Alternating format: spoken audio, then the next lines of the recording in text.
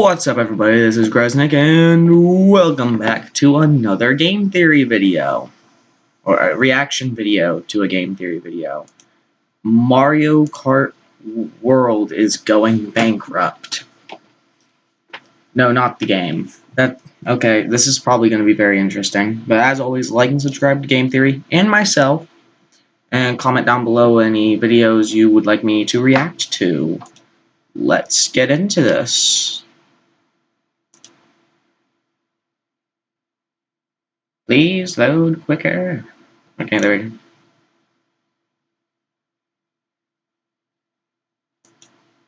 Mario Kart World is about to go bankrupt. No, not the game, although if they keep trying to sell it for a ridiculous $80, then maybe. I'm talking about the world of Mario Kart World, because as it turns out, this little go-karting extravaganza is creating a massive bubble for the Mushroom Kingdom, and one small pop will send the whole world economy into freefall. Okay. Hello, Internet! Welcome to Game Theory, the show that's ready to fire up its engines because after waiting for more than 11 years, we finally have ourselves a new Mario Kart game. And from the...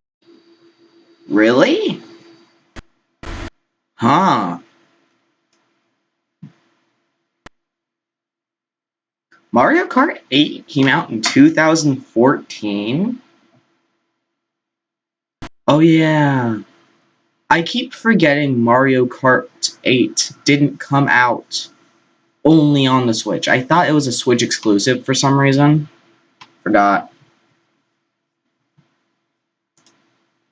11 years, we finally have ourselves a new Mario Kart game. And from the very moment I saw the first trailer for Mario Kart World, I knew I had to do an episode on it. But in true Game Theory fashion, while everyone else has been clamoring over the open world, the diverse courses, and the ever-important inclusion of cow, there was something else that really got my motor running: the economy. Surprise, surprise, the high school nerd is more interested in math than motorsports. But it's kinda hard to ignore. I mean, have you looked around the courses? Plastered on barricades, billboards, and banners of every single corner of this karting-themed world are advertisements. Fortunately, we haven't quite reached Call of Duty levels with real companies advertising in-game. Instead, these are in-universe companies. Things like Grohl Metal, Cooper Construction, and Dolphin Marine Sports. Obviously, many of these companies are named after Mario characters, both the iconic and the not-so-iconic. Heck, even Batterton has his own aero parts company. You remember Batterton, right? The Moai-looking enemy from Super Mario Land? Who could forget? But clearly, when the Mario characters are not bumping carts and hosting parties, they're being successful entrepreneurs. But Mario Kart is a competition, after all. So it got me thinking, who is the best of these business people? What if we took the businesses being advertised in Mario Kart World and compared them? Who is actually bringing in the most coin? A simple question. I thought, a way to whip up some spreadsheets and do some calculations about one of my favorite Nintendo franchises. What could possibly go wrong? Well, tens of hours and over 100 companies later, I did end up getting my answer, but in doing so, I found something else that I didn't expect. The world of Mario Kart World is about to experience an economic calamity, and not the Ganon kind. Although Link is in this series now, and so I suppose they could add him too. Trust me, theorists, this is going to be a wild ride. So fasten those seatbelts and put the pedal to the metal, because the economics of Mario Kart World start in 3, 2, 1, go. But quick announcement before we get started. On Wednesday, June 18th at 7 p.m. EST, you can join me right here on Game Theory as we theory craft about Secret of the Mimic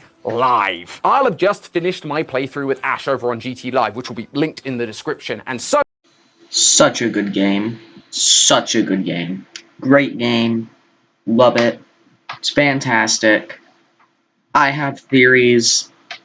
I was planning on actually yapping about it on its own separate video that was also most likely going to come out on Wednesday that I'm considering making, because I need to yap about how Secret of the Mimic changed the entire beginning of the FNAF timeline, because of course it did. It's a really good game, though. If you haven't played it yet, very much do. So it'll be time to lock in and, with your help, figure out what our future theories are going to be. Remember, that's Wednesday, June 18th at 7 p.m. EST. Make sure you're subscribed so you don't miss it, but now, back to the video. I started by gathering a list of every single company that advertises itself somewhere in the wide world of Mario Kart world. That meant playing a lot of Mario Kart and losing a lot of Mario Kart because, go figure, the other racers didn't want to stop and wait for the guy staring at signs. But I noted down every one I could see, and it turns out there's a lot more than I bargained for. This game has 130 companies advertised throughout the various tracks. Some of them are pretty generic, like fried chicken, too much flavor, which is the most Santy sounding business I have ever heard. Or they're branded around Mario items. And while companies like Banana Natural Oil are no doubt important to the economy in this universe, it's not going to help us figure out which character is winning the battle of the businesses. Donkey Kong may have a lot of them, but he doesn't have a monopoly on bananas. Although, even excluding those, we still end up having a list that's 118 companies long. But this is where we really begin to start heading down the Monty Mole hole. We may have all the names of the businesses owned by our colourful cast of characters, but we still have no idea how much they actually make. And since Shigeru Miyamoto did not respond to my request for the Q4 earnings reports for all of these companies, I guess I'm gonna have to get creative here. You see, these may be fictional businesses, but the products they're promoting do reflect products and services that we see in the real world. So we just need to find equivalent companies in the real world and use that company's financials in place of the Mario version. Specifically, let's take a look at the company's annual revenue, the amount they make before taxes and expenses. Also, unless it's clear that this fictional company is really small, it's probably best that we assume the equivalent companies are the largest in the world. Yoshi's Hamburgers being equivalent to something like McDonald's with a bunch of global locations. You know, because this is Mario Kart World, after all. You not only have to be big enough to advertise, but also have a global audience. No point advertising your local pizza joint to a bunch of people in a foreign land. Plus, if multiple companies all occupy the same industry, like the not one, not two, but 3 different courier companies that exist in the Mario Kart world, rather than arbitrarily trying to assign each one to a specific company as if one is better than the other, which is data we just don't have, we can just average a couple of the real world industry leaders and assign the same value to all of the Mario corporations. So with all the rules out of the way, let's finally find out which of our favorite characters is the true wolf of Waluigi Street. That was a bad one. And who better to start us off than Mr. Jumpman himself, Mario. It is his name on the box, or the virtual game card. Anyway, I thought that would make figuring out his financial status the easiest, but Mario actually has some pretty diverse business dealings. Just look at this ad here. The kill switch case was switched to by D-Brand. Everything the Switch 2 can do, the kill switch can too. Sponsor me. That was a nice transition, as always.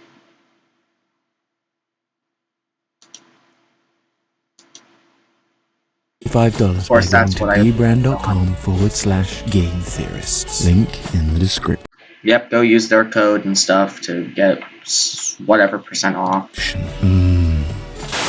Well, that was weird. Anyway, where was I? Oh, right, Mario. If we take a look at the ads around the track, we can see 5 companies that bear the iconic plumber's name. The first, longtime fans of Mario Kart should recognize, and that's Mario Kart TV, the media company that's responsible for filming and broadcasting all of the karting shenanigans. The closest IRL equivalent to that would be something like ESPN, the US-based sports channel that airs Formula 1, and they have an annual revenue of approximately $16 billion. As you can see, we're not dealing in the minor leagues here. These guys are playing with some serious cash. But that's just Mario's first business. He also has not 1, but 2 racetracks under his plumber belt. Mario Circuit and Mario Bros Circuit. And before you say, a racetrack, that's not a business, tell that to Silverstone, the racetrack that hosts Formula 1's British Grand Prix, which brings in an annual revenue of over $129 million. And if it's Mario Bros Circuit, does that imply it's owned by Mario and Luigi? question. Speaking of the Mario Bros, there is an official Mario Bros company in-game as well. It's not particularly clear what exactly this business does, but considering that the logo looks just like the original video game, back when our boys were just humble plumbers clearing out pipes, I think it's safe to assume that just like in the Mario movie, this is their plumbing business. But given that they're so busy these days saving princesses, going go-karting, and hosting parties that are totally not rigged, they'll likely have had to grow the business so that they can continue serving the international market that desperately wants to have their pipes cleaned by the famous brothers. Stop it. Now, the biggest plumbing business in the world is a company called Roto-Rooter, and their 2024 reports tell us that they have an annual income of $700 million. Of course, Mario is probably going to have to split the Mario Bros circuit and business with Luigi, but right off the bat, Mario's portfolio is already looking strong, with $16.5 billion in annual revenue. But Mario Jumpman Mario has one more trick up his scarlet sleeves: Mario Motors. Because there are 4 other motoring businesses in the Mario Kart world, we can just take the top 5 motoring companies in the world, Volkswagen, Toyota, General Motors, Ford, and Mercedes, and average their annual revenue out to a whopping $236,580 million, bringing Mario's grand total to just over $253 billion. Ha! Take that, bro, in your pitiful little 500 mil mansion. But maybe Luigi has taken that nice starting amount of cash and gold bars and invested it back into the market? No, not really. Other than the 2 companies he shares with his brother, Luigi only has one other company that we know of: Luigi Tires. And while the likely comparison here is Michelin with an annual revenue of $28.29 billion, his grand total is still painfully small compared to his brother. Needless to say, Mario may be a jerk, but Luigi isn't helping himself on the brains front. The rest of the Mario cast vary wildly in their numbers. Daisy, with her air freshener business and shared patisserie with Peach, only sits at $1.5 billion. Yoshi hits $26 billion with Yoshi's Hamburgers, and Toad stands at a cool $65 billion. Of course, much like in the real world, not all of these businesses are on the up and up. Case in point, the meme lord that is Waluigi. While Waluigi's vintage clothing business appears legitimate, and snazzy if I do say so myself, his other business is less so. Waluigi Tires appears to just be taking Luigi tires and slapping a big old wah on the front of the name. Hilarious, but definitely illegal. Sorry, Wah, I love your memes, but I love math more and I can't accept thievery. DK also falls a little short, only making $13 billion a year with his various tracks and rocket booster businesses. I guess being a spacefaring multi-billionaire doesn't do much for you in the Mario world, although that's probably for the best. On the flip side, Peach, Bowser, and Rosalina are also in the car business, and thanks to Peach's movie career, resorts, stadiums, patisserie, Bowser's castle track, and Rosalina's bus tours, they all just barely miss out on being part of the quarter trilly club behind our boy Mario. However, you may be shocked to learn that actually none of these characters are sitting atop the entrepreneurial podium. Yep, even Mario with his $253 billion doesn't even scratch third place. So who does? Well, second and third actually came as a bit of a surprise because they aren't part of our more famous group. These 2 obscure characters only have one business each, but those companies, to use a car metaphor, are lapping the field. The number 3 overall business person and number 3 overall company is everyone's favorite money bag, literally Coin Coffer. Coin Coffer Bank is seemingly the only bank in the Mario Kart world, and so it's only right to compare it to our own international financial giant, JP Morgan Chase, whose annual revenue is $278.9 billion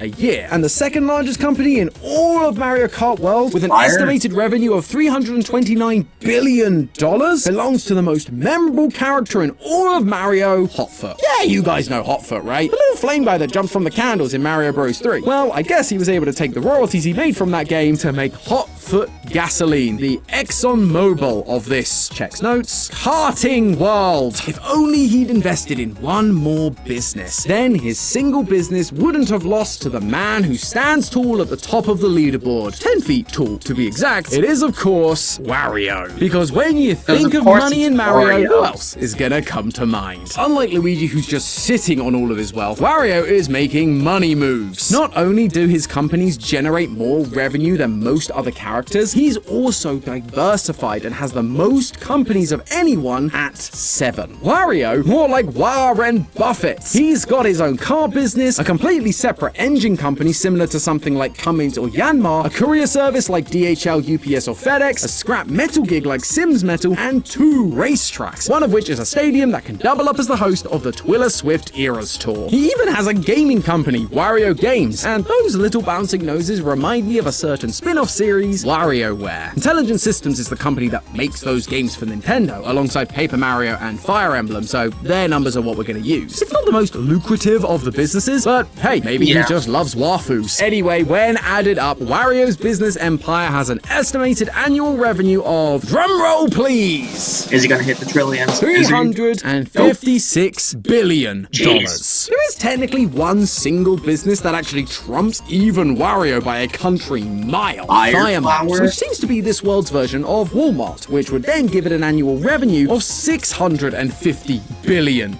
just on its own. But the Fire Flower isn't a character, it's an item, and so it doesn't count. And therefore, Wario is our winner and the most entrepreneurial of our characters. Obviously, there are way more characters that dove headfirst into the sushi tank. 53 to be precise. But sadly, we'd be here all day if I just listed them out. And while I'm sure penguins are someone's favorite, penguin bobsledding is not a lucrative business venture, making at best $260k in revenue. However, while they may not match up to the likes of Wario on their own, what about if you counted them all together? After all, it's not just the individuals that benefit from all this revenue. The countries and kingdoms they reside in get to make a pretty penny by charging them tax, meaning those 53 loose ends alongside our regular gang all add up at the end of the day, and the winner there would be a pretty incredible economic superpower, you know, providing these businesses actually pay their taxes. So let's take all the companies we've talked about today, from Mario Motors to Magmar Diner, as well as a few of the others we disqualified earlier, to get a sense of which kingdom has the most entrepreneurial spirit. For example, I mentioned earlier that it's not clear which character might own a company like Banana Natural Oil, but it is pretty clear that this company is likely headquartered in DK's homeland, the Jungle Kingdom. So it only seems fair that Banana Natural Oil and its estimated $8 billion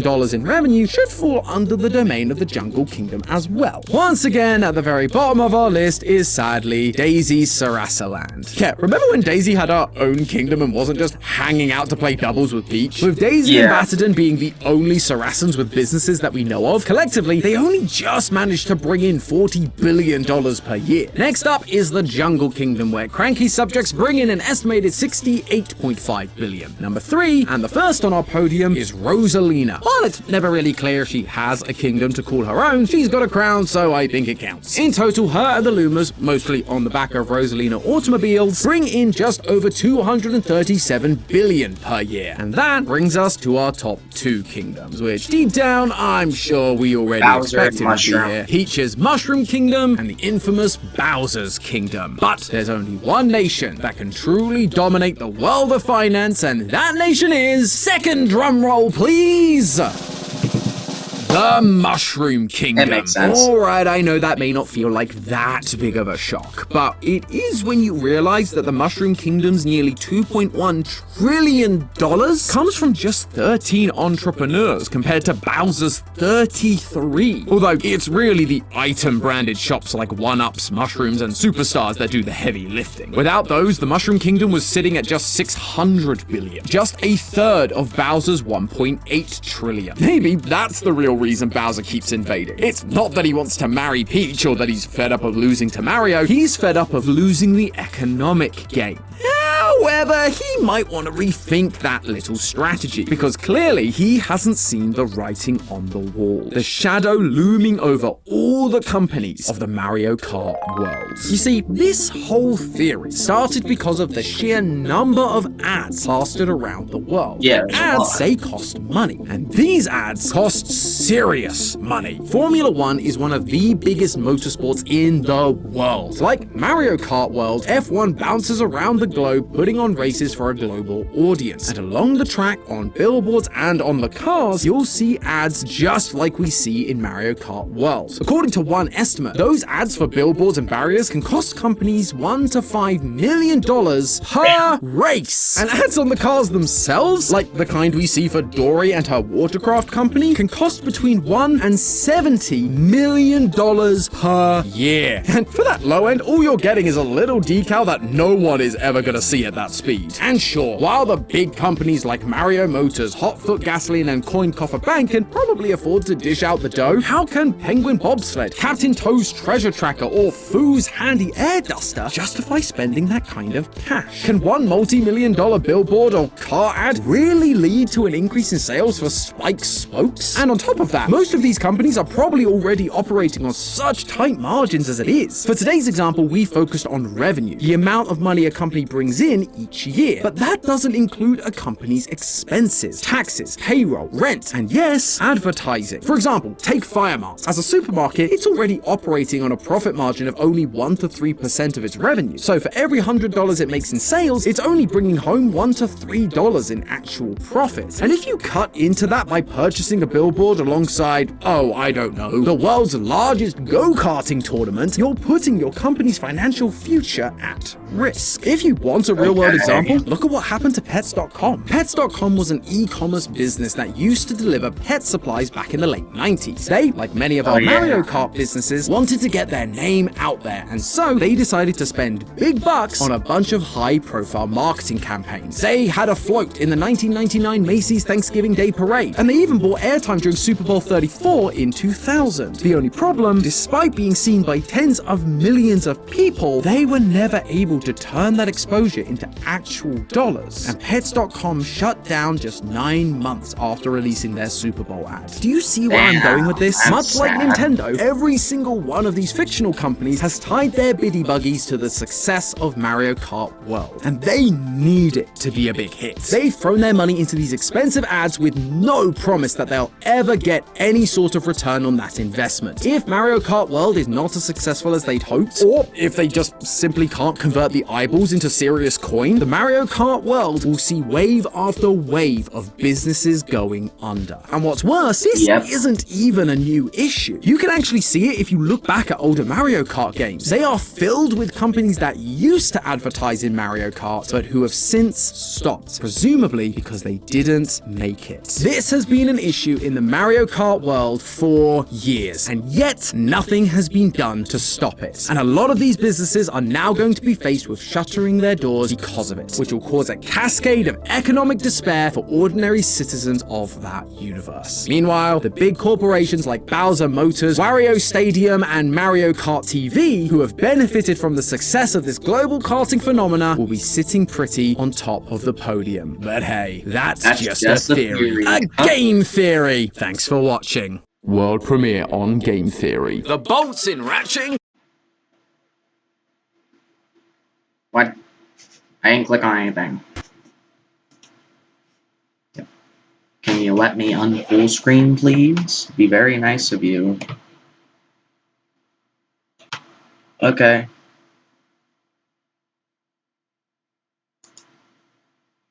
What? Oh, I accidentally clicked on the frickin' The bolts in Ratchet & Clank are worthless. These shining floating pieces of seen this already. Please unfull screen me. Okay. Well, like I was trying to say before my computer decided no. Good video. Very interesting, I guess. I mean, that makes sense. I guess we just have to wait for the next Mario Kart game in another 10 years to see if he was correct about this. But as always, have a good day, night, and afternoon, and I will see you next time. Goodbye.